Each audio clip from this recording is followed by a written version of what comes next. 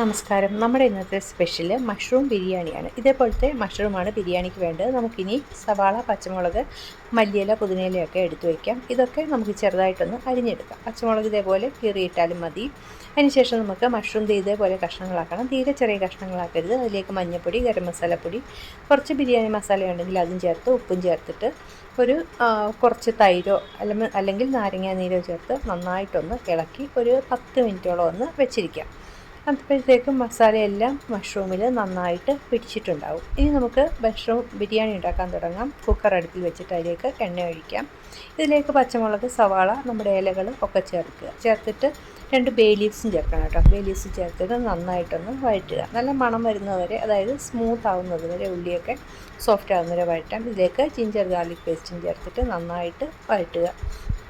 നന്നായിട്ട് വഴറ്റി കഴിഞ്ഞിട്ട് നമ്മൾ എടുത്തു വെച്ചിരിക്കുന്ന മഷ്റൂം ഇതിലേക്ക് ചേർത്ത് നല്ലപോലെ ഒന്ന് സ്മൂത്ത് ആകുന്നത് വരെ, മഷ്റൂം നല്ല സോഫ്റ്റ് ആകുന്നത് വരെ വഴറ്റുക.